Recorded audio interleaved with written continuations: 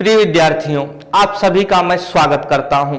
आज जो हम लोग का विषय है आप यहां स्क्रीन में देख पा रहे हैं, ब्रह्मास्त्र और जीवामृत। तो आज हम लोग ब्रह्मास्त्र और जीवामृत से संबंधित तथ्यों को और उसकी अवधारणा को भली भांति समझने का प्रयास करेंगे। आगे बढ़ते हैं और सबसे पहला तो पांडुरंगा यही पूछता है मेरे से कि खबर क्या है। तो खबर क्या है, आइए पढ़ते हैं। गौमूत्र खरीदी से पशुपालकों को मिल रहा है दोहरा लाभ। आइए जानते हैं पशुपालकों को, किसानों को गौमूत्र की खरीदी से किस प्रकार के लाभ प्राप्त हो रहे हैं। तो ये आप देख रहे हैं उप संचालक कृषि विभाग ने बताया कि, तो इससे पहले मैं इसको थोड़ा सा पढ़ के सुनाता हूं, इसके बाद इसको हम लोग समझने का प्रयास करेंगे और क्या कह रहे हैं यहाँ पर जो उप संचालक कृषि हैं। ब्रह्मास्त्र का निर्माण नीम, धतूरा, बेशरम, आक, सीताफल और गौमूत्र के मिश्रण से बनाया जाता है तथा इसका उपयोग फसलों में कीटनाशक के रूप में किया जाता है। ध्यान रखेंगे, कीटनाशक के रूप में, क्योंकि जो रासायनिक कृषि उत्पाद होते हैं, एक उर्वरक होता है, एक शाकनाशी होता है और एक कीटनाशक होता है। तो ये जो ब्रह्मास्त्र है यह कीटनाशक का कार्य करेगा। गौमूत्र से बने ब्रह्मास्त्र कीटनाशक बाजार में मिलने वाले पेस्टिसाइड का बेहतर और सस्ता और प्राकृतिक विकल्प है और इसकी रोग प्रतिरोधक क्षमता रासायनिक कीटनाशकों से कई गुना अधिक है। तो यहाँ पर क्या कह रहे उप संचालक कृषि जी, ये जो ब्रह्मास्त्र है ये बहुत अच्छा कीटनाशक है और यह जो कीटनाशक है रासायनिक कीटनाशक की तुलना में कहीं अधिक बेहतर है और प्राकृतिक है। प्राकृतिक कहने का आशय पर्यावरण हितैषी है। साथ में ये जो कीटनाशक है और ये जो कीटनाशक है उससे फसलों की रोग प्रतिरोधक क्षमता ज्यादा है रासायनिक कीटनाशकों से ब्रह्मास्त्र की। यानी कि अगर आप समान मात्रा में रासायनिक कीटनाशक का छिड़काव करें और ब्रह्मास्त्र का छिड़काव करें तो ज्यादा प्रभावकारिता आपको ब्रह्मास्त्र से प्राप्त होगी। आगे क्या कहते हैं, जबकि जीवामृत के छिड़काव से पौधों में वृद्धि तथा उत्पादकता बढ़ती है। साथियों, यह जो लाइन है वह ब्रह्मास्त्र से संबंधित है और जो ये दूसरी वाली पॉइंट आप देख पा रहे होंगे यह जीवामृत से संबंधित है। और जीवामृत पौधों में क्या कर रहा है, वृद्धि और उत्पादकता को बढ़ा रहा है। तो जो जीवामृत है जिसे ग्रोथ प्रमोटर भी कहते हैं वह पौधों की वृद्धि के लिए जरूरी है। ये न तो शाकनाशी है, यह न तो कीटनाशक है, यह यहाँ पर उर्वरक की भूमिका पर कार्य कर रहा है। उर्वरक भी नहीं कहूंगा मैं, इसको आगे जाकर थोड़ा सा समझेंगे जीवामृत और ब्रह्मास्त्र को और बताऊंगा कि यह क्या है। वर्तमान में जीवामृत 40 रुपए प्रति लीटर की दर से और ब्रह्मास्त्र 500 रुपए प्रति लीटर के दर से विक्रय किया जा रहा है। यह कीमतों को इसीलिए रेखांकित किया गया है साथियों, क्योंकि जो रासायनिक कीटनाशक होते हैं, जो रासायनिक शाकनाशी होते हैं, जो रासायनिक फफूंदनाशक होते हैं, जो रासायनिक उर्वरक होते हैं, उनकी कीमत अत्यधिक उच्च होती है। लेकिन ये जो जीवामृत है और ये जो ब्रह्मास्त्र है उसकी कीमत आप देख रहे हैं कि 40 या 50 रुपए है। किसान भाई तो इसका चाय पानी पीकर, गुटखा बीड़ी तंबाकू खाकर ऐसे ही 40-50 रुपए का आज के जमाने में क्या ही कीमत है। तो आप ये जान रहे होंगे। तो ये इस तीनों बिंदु से अभी आपके मस्तिष्क में स्पष्ट हो रहा होगा कि ये जो ब्रह्मास्त्र है और ये जो जीवामृत है ये कहीं से नुकसान नहीं है, यह तो फायदा देने वाली बात है। तो आइए देखते हैं दरअसल क्या है। उससे पहले मैं थोड़ा सा आप लोगों का पृष्ठभूमि बता दूं। आप जानते हैं कि छत्तीसगढ़ में सूराजी गांव योजना का संचालन छत्तीसगढ़ सरकार ने, या जो वर्तमान सरकार है वो सत्ता में आते ही अपनी महत्वाकांक्षी योजना सूराजी गांव योजना का शुभारंभ किया। इसके तहत 4 घटक हैं। एक है नरवा, इसमें नदी नालों का संरक्षण और संवर्धन किया जाता है। एक है गरुआ, इसके तहत जो एनिमल हस्बेंड्री है, जो पशुपालन है, उसको संरक्षित और संवर्धित किया जा रहा है। तीसरा है घुरुआ, इसके तहत उर्वरकों पर ध्यान दिया जा रहा है। और चौथा है बाड़ी, इसका संबंध उद्यानिकी से है।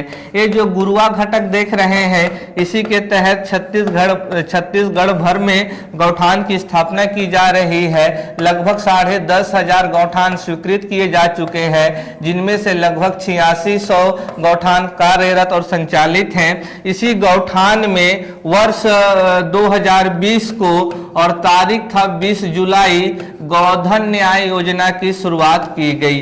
और गोधन न्याय योजना के तहत पशुपालकों से और किसानों से 2 रुपए में गोबर की खरीदी की जाती है, और उस गोबर से फिर वर्मी कंपोस्ट बनाकर किसानों को 8 रुपए में सहकारी समिति, प्राथमिक कृषि साख समिति, पैक्स के माध्यम से किसानों को वितरित कर दिया जाता है। लेकिन वर्ष 2022 में तारीख था 28 जुलाई और वर्ष था 2022। इस वर्ष और इस दिन था हरेली का पर्व, और जब वर्ष 2020 था उस तिथि को भी हरेली था। लेकिन इसी वर्ष हरेली की दिन यानी 28 जुलाई 2022 को छत्तीसगढ़ सरकार ने इस गोधन न्याय योजना का विस्तार करते हुए गौमूत्र की भी खरीदी करना शुरू किया। आइए देखते हैं कैसे काम करेगा। तो ये जो गौठान है, गौठान को संचालित करने का काम वीमेन सेल्फ हेल्प ग्रुप करती है, महिला स्वयं सहायता समूह करती है। जो पशुपालक हैं,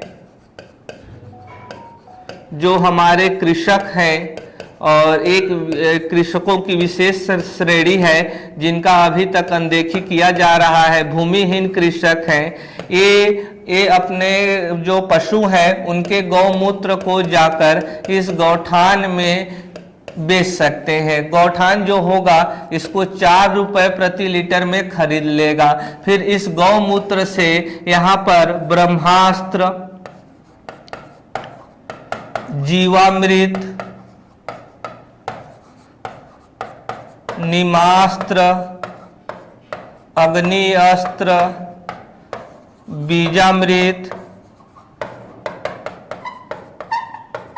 फफूंदनाशक इत्यादि उत्पाद बनाए जा सकते हैं, जो रासायनिक उर्वरकों की जगह ले सकते हैं। तो छत्तीसगढ़ सरकार बार बार कहती है कि गोधन न्याय योजना के शुरू होने के बाद से छत्तीसगढ़ जैविक राज्य की तरफ बढ़ रहा है। लेकिन साथियों, ये जो ब्रह्मास्त्र, जीवामृत, नीमास्त्र, अग्नि अस्त्र, बीजामृत, फफूंदनाशक, ये जो आप देख रहे हैं, यह जैविक कृषि का हिस्सा नहीं है, यह प्राकृतिक कृषि का हिस्सा है। प्राकृतिक कृषि के जो जनक हैं वह कर्नाटक के सुभाष पालेकर साहब हैं, पद्मश्री से सम्मानित हैं। जबकि जो जैविक खेती है वो भारत के बाहर की अवधारणा है। वह अल्बर्ट हावर्ड महोदय ने 1921 में उस अवधारणा को दिया था। तो जैविक खेती से यह पृथक है प्राकृतिक कृषि। जैविक खेती का जो घटक है वह गोधन न्याय योजना के तहत जो गोबर खरीदी की जाती है, और उस गोबर खरीदी के बाद जो खाद बनाया जाता है, उस खाद के लिए केंचुआ लगता है, और उन केंचुओं को विदेशों से आयात किया जाता है। और वे जो केंचुआ है भारतीय केंचुओं के तुलना में अधिक कारगर नहीं है। भारतीय केंचुआ अधिक कारगर है। वो मिट्टी में ज्यादा रंध्र का भी निर्माण करते हैं, जिससे मिट्टी में नमी बनी रहती है, मिट्टी को भी खा सकते हैं। लेकिन जो बाहर से केंचुए आयात हो रहे हैं उनकी प्रभावकारिता ज्यादा नहीं है। तो जैविक खेती के लिए जैविक खाद महत्वपूर्ण है। लेकिन ब्रह्मास्त्र, नीमास्त्र, अग्नि अस्त्र ये जैविक कृषि का हिस्सा नहीं है, यह प्राकृतिक कृषि का हिस्सा है। और इसके जो जनक हैं पद्मश्री सुभाष पालेकर जी हैं। तो अभी जो छत्तीसगढ़ में ब्रह्मास्त्र और जीवामृत बना रही हैं यहाँ पर महिला स्वयं सहायता समूह, लेकिन इसी गौमूत्र से नीमास्त्र, अग्नि अस्त्र, बीजामृत और फफूंदनाशक भी बनाया जा सकता है। और इससे जरूर किसानों को लाभ होगा, महिला स्वयं सहायता समूह को लाभ होगा, क्योंकि उनको अभी ये 4 रुपए में खरीद रहे हैं, 40 और 50 रुपए में बेच रहे हैं। यहाँ पर अन्य आगतों को भी जोड़ा जाता है। तो इससे इन महिला स्वयं सहायता समूह को फायदा हो रहा है। जरा सोचिए साथियों आप ही लोग कि ये जो रासायनिक कीटनाशक होते हैं, रासायनिक जो शाकनाशी होते हैं, वे बड़े बड़े उद्योगों में उत्पादित होते हैं। अगर उसको उस रासायनिक उर्वरक का जो वैकल्पिक हमारे पास साधन है, अगर उसका उत्पादन छत्तीसगढ़ के गांव की महिलाएं अगर करती हैं तो जरूर यह गौरव की बात होगी। तो आइए हम लोग एक एक करके ब्रह्मास्त्र को, जीवामृत को, नीमास्त्र को समझने का प्रयास करते हैं। तो सबसे पहले आप देख रहे हैं यह बीजामृत है, और बीजामृत का कार्य क्या है? बीजामृत के जरिए हम लोग बीजों का शोधन करते हैं, इसके नाम से ही स्पष्ट है। यहाँ पढ़ते हैं, यहाँ पर बोगो हो गया है साथियों, माफ कीजिएगा, यह बीजों होगा। बीजों की अंकुरण क्षमता बढ़ जाती है। अगर हम लोग बीजामृत से अगर बीजों का शोधन करते हैं तो जर्मिनेशन जो है सीड्स का, उसकी क्षमता बढ़ जाती है। बीजों की सुप्ता अवस्था जल्द से ही टूटता है, यानी कि वो जल्दी से ही ग्रोथ करने लगते हैं। बीजों में एक समान अंकुरण होता है। जो अंकुरण होता है बीजों के सभी भागों में एक समान रूप से होता है, यूनिफॉर्म होता है। इससे उसकी क्षमता बढ़ती है। प्रारंभिक अवस्था में ही मौसमी कीट और रोगों से बचाव होता है, यानी बीजों की रोग प्रतिरोधक क्षमता भी बढ़ती है अगर बीजामृत से बीजों का शोधन किया गया है। बीजामृत के लिए हम लोगों को क्या क्या चाहिए, ये मात्रा आपको याद करने की जरूरत नहीं है। मैंने यहाँ पर इसको इसीलिए लगाया है ताकि आप बीजामृत को बनाने में जो सामग्री लगती है उसको आप जान सकें। तो पानी लगना है, पानी किसके पास नहीं है। गौमूत्र बहुत ही सस्ता, आप देख रहे हैं किसान अपने घर में पशु पालते ही हैं। छत्तीसगढ़ के किसान तो और अपने घर में कम से कम एक गाय तो रखते ही है, तो गौमूत्र बड़ी आसानी से मिल सकता है। अब जब गाय है, गौमूत्र और गोबर दोनों मिल सकता है। अनबुझा हुआ चूना, इसको क्विक लाइम भी कहते हैं, और इसका जो सूत्र होता है CaO होता है। आपके घरों में जब पुराने लोग होंगे तो जो घरों की लिपाई सफेद रंग से की जाती है, तो वो जो बेचने आते थे तो इतना बड़ा बड़ा गोल का स्लैब होता था, उसी को क्विक लाइम या बिना बुझा हुआ चूना कहते हैं। खेत के मेड़ या जंगल की मिट्टी, तो ये देख रहे हैं इन पांचों चीजों से आसानी से बीजामृत का उत्पादन किया जा सकता है, और इसके लिए कोई भी चीज आपको बाजार से नहीं लानी पड़ेगी, और इसी को ही कहा जाता है ZBNF, zero budget natural farming. और इसके ही जो आविष्कार करता है उनका नाम सुभाष पालेकर जी है, और इनके योगदान को देखते हुए इनको पद्मश्री से भी सम्मानित किया जा चुका है। यह जीरो बजट है, कोई भी चीज आपको बाजार से खरीद कर नहीं लानी है, आप उसका आसानी से प्रबंध अपने घर पर ही कर सकते हैं। आगे बढ़ते हैं, बीजामृत के बाद हम लोग जानते हैं जीवामृत को। ये जो जीवामृत है यह पौधों में पोषक तत्वों की आपूर्ति को सुलभ कराता है, और यहाँ पर कई जगहों पर गलत तरीके से दर्शाया गया है। जीवामृत को उर्वरक मान लिया जाता है, क्योंकि उर्वरक का भी काम होता है पोषक तत्वों की आपूर्ति, लेकिन यहाँ पर जो जीवामृत है वह पोषक तत्वों की आपूर्ति नहीं करता है। यह वहां पर यह जीवामृत पौधों की जड़ों में या मिट्टियों में ऐसा एटमॉस्फेयर क्रिएट करता है कि जो पोषक तत्व हो आसानी से उपलब्ध हो सके, यानी कि यह कैटालिस्ट है, एक उत्प्रेरक है। उत्प्रेरक है, कैसे उत्प्रेरक उसको बताते हैं साथियों। जो गाय का गोबर होता है, और यह सुभाष पालेकर जी ने अपने जो लैब है उसमें परीक्षण करवाया है कि जो देशी गाय है, ध्यान रखिएंगे देशी गाय, सुभाष पालेकर जी का मानना है कि जीवामृत, बीजामृत और ये जो ब्रह्मास्त्र है, जो फफूंद नाशक है, नीमास्त्र है, अग्नि अस्त्र है, इसके लिए देशी गाय का ही गोबर का प्रयोग किया जाए, क्योंकि देशी गाय के गोबर में जितने जीवाणु होते हैं, जितने वहां पर प्रोटोजोआ होते हैं, जितने वहां पर फफूंद होते हैं, वह जो विदेशी नस्ल की गायों में नहीं पाए जाते हैं। तो देसी गाय के जो गोबर होता है, तो जो एक गाय जब गोबर करती है तो लगभग उसमें 300 से 500 करोड़ जीवाणु यानी कि बैक्टीरिया होते हैं। और इसमें ही बैक्टीरिया ही नहीं होते वरन इसमें कवक भी होता है। कवक में अगर मैं बात करूं तो यहाँ पर एस्परजिलस है और ट्राइकोडर्मा है, ट्राइकोडर्मा। और अगर बैक्टीरिया की बात करें तो स्यूडोमोनास, स्यूडोमोनास। ये एस्परजिलस है, इसको मैं अच्छे से लिख देता हूं साथियों ताकि आप लोग सभी नोट कर पाए। तो दो कवक है यहाँ पर जो गाय के गोबर में उपस्थित होते हैं। एक तो है Aspergillus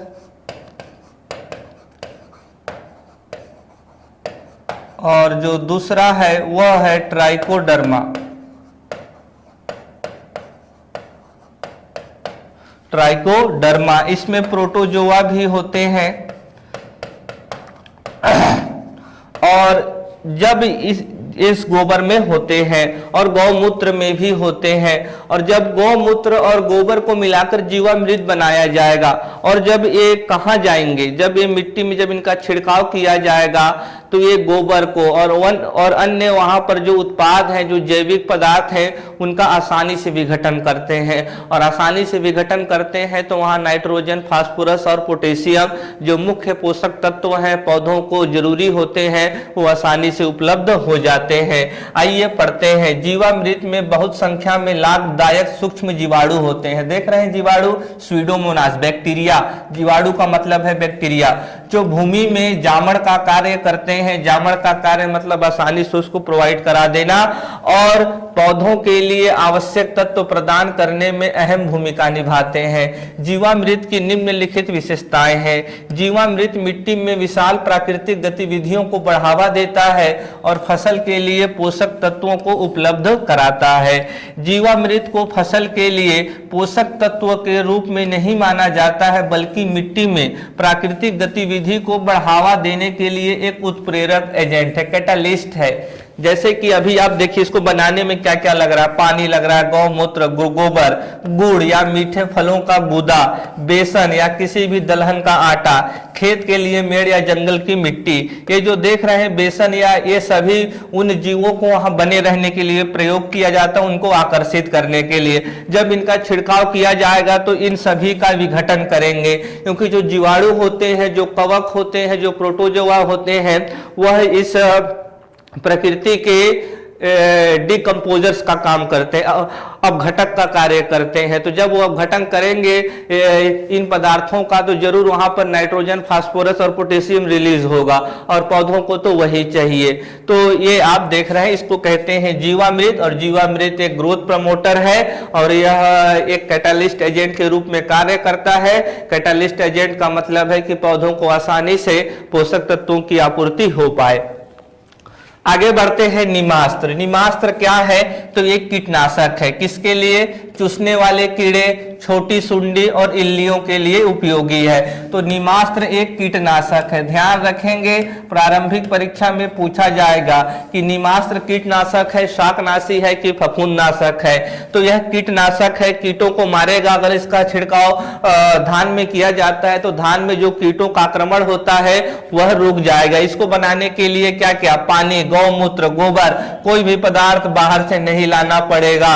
zero budget natural farming, Subhash Palekar साहब। ध्यान में रखेंगे, नीमास्त्र एक कीटनाशक है, जीवामृत एक ग्रोथ प्रमोटर है और कैटालिस्ट एजेंट है। ब्रह्मास्त्र भी एक कीटनाशक है और नीमास्त्र भी एक कीटनाशक है। लेकिन ये जो ब्रह्मास्त्र है ये बड़े आकार के कीड़ों के लिए है, जबकि जो नीमास्त्र है वो छोटे आकार के कीड़ों के लिए है। इसके निर्माण में भी देखिए क्या, गौमूत्र, आम, अमरूद, अरंडी के पत्तों की चटनी, स्थानीय पौधों में से किसी दो के पत्तों की चटनी, ये सभी स्थानीय स्तर पर उपलब्ध है। जीरो बजट नेचुरल फार्मिंग, कोई भी चीज बाजार से खरीद कर नहीं लानी पड़ी है। तो ब्रह्मास्त्र एक प्रकार का कीटनाशक है, बड़े कीटों के लिए है। नीमास्त्र भी एक कीटनाशक है लेकिन वह छोटे कीटों के लिए है।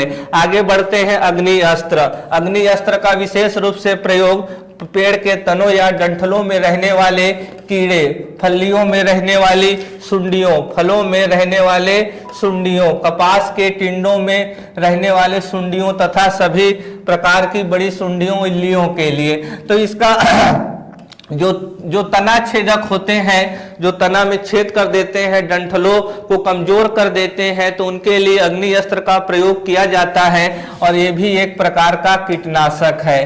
तो ब्रह्मास्त्र, नीमास्त्र और अग्नि अस्त्र एक प्रकार का कीटनाशक है, और जो नीमास्त्र है छोटे कीड़ों के लिए और जो ब्रह्मास्त्र है बड़े कीड़ों के लिए, और जो अग्नि अस्त्र है वो तना छेदक के लिए प्रयोग किया जाता है। और इसमें भी आप देख रहे हैं स्थानीय पौधों में से किसी एक के पत्ते, गौमूत्र, तंबाकू पाउडर, तीखी हरी मिर्च की चटनी, देसी लहसुन की चटनी। यहाँ भी जीरो बजट नेचुरल फार्मिंग, प्राकृतिक कृषि का हिस्सा है, जैविक खेती का नहीं। तो इसको आप समझेंगे। आगे बढ़ते हैं मित्रों, और आप देख रहे हैं फफूंद नाशक। फफूंद नाशक फफूंद नियंत्रण के लिए। फफूंद का मतलब होता है कवक, फंजाई। तो पौधों में कवकीय संक्रमण होता है और पौधों का ग्रोथ रुक जाता है। अगर इसको रोकना चाहते हैं तो हम लोगों को फफूंद नाशक का छिड़काव करना चाहिए। और फफूंद नाशक कैसे बना सकते हैं? पानी से और खट्टी लस्सी के जरिए। और ये भी देख रहे हैं तो जीरो बजट नेचुरल फार्मिंग है साथियों। सुभाष पालेकर जी पद्मश्री से सम्मानित। तो साथियों यहाँ आपने देखा कि जो गाय के गोबर से, गौमूत्र से और स्थानीय स्तर पर जो भी पौधे हैं उनके प्रयोग से, या जो भी लहसुन है या कोई भी चीज है, वो सभी हमारे आसपास उपलब्ध होते हैं। और उन सब से हम लोग अपना शाकनाशी, कीटनाशक और उर्वरक तैयार कर सकते हैं। और इन सब के डेवलपमेंट का कार्य सुभाष पालेकर जी ने काफी किया हुआ है। और हमारे ऋग्वेद से ही गाय को बहुत महत्वपूर्ण दर्जा दिया गया है। और गाय से सिर्फ दूध की प्राप्ति ही नहीं होती, जबकि फसलों को अच्छी सेहत देने के लिए भी हम लोग गौमूत्र, गोबर का और स्थानीय स्तर पर उपलब्ध संसाधनों का प्रयोग कर सकते हैं। छत्तीसगढ़ में ब्रह्मास्त्र और जीवामृत का उत्पादन किया जा रहा है। तो इसी तत्वाधान में मुझे यह जान पड़ा कि आप लोगों को प्राकृतिक कृषि के महत्वपूर्ण हिस्से बीजामृत, जीवामृत, ब्रह्मास्त्र, नीमास्त्र, अग्निशस्त्र और फफूंद नाशक के बारे में जानना चाहिए। और मैं ऐसा आशा करके चल रहा हूं कि यह वीडियो आपको काफी मदद करेगा। तो साथियों इस वीडियो में आज के लिए बस इतना ही। धन्यवाद।